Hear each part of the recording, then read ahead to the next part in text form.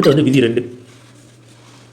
அடுத்து வந்து விதி 2. ஸோ விதி 2 என்ன சொல்லுது அப்படின்னா, நம்ம கேள்வியில் ஒரே ஒரு சதவீதம் கொடுத்துருப்போம். சரியா? ஃபார் எக்ஸாம்பிள் வந்து நம்ம கேள்வியில் ஒரு 10% மட்டும் கொடுத்துருக்கான்னு வச்சுப்போம். ஸோ இந்த மாதிரி 10% மட்டும் கொடுத்துட்டு அந்த 10% அதிகரிக்குது இல்லைனா வந்து அதிகரிப்பு சரி அதிகமாக இருக்குதுன்னு சொல்கிறான். இல்லை ஒரு பொருளோட விலை 10% வந்து அதிகமாகுதுன்னு சொல்கிறோம். இந்த மாதிரி சொல்லும் போது நமக்கான அந்த சூத்திரம் ஃபார்முலா என்ன வரும் அப்படின்னா, P = R/100 × 6 × 100 அப்படின்னு வரும். அதாவது உங்களுக்கு கொஷினில் கொடுத்துருக்கக்கூடிய கேள்வியில் கொடுத்துருக்கக்கூடிய அந்த சதவீதத்தை நீங்கள் என்ன பண்ணுறீங்கன்னா, அந்த சதவீதத்தை வந்து முதல்ல எழுதிக்கிறீங்க.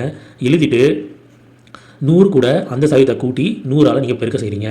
ஸோ இதுதான் விதி 2. சரிங்களா? ஸோ விதி 2 ஃபார்மெட் எப்படி இருக்கும் அப்படின்னா, கொஷின் ஃபார்மெட் எப்படி இருக்கும் அப்படின்னா, Pயின் சம்பளம் Qவின் சம்பளத்தை விட 6% அதிகமாக இருந்தால் Qவின் சம்பளம் Pயின் சம்பளத்தை விட எவ்வளோ சதவீதம் குறைவாக இருக்கும் அப்படின்ற ஃபார்மெட்டில் வந்து கொஷின் இருக்கும். சரிங்களா? ஸோ அதை வந்து நம்ம பின்னாடி பார்ப்போம்ல, அடுத்த வீடியோக்குள்ள பார்ப்போம்ல. ஸோ அங்கே வந்து உங்களுக்கு தெளிவாக புரியும்.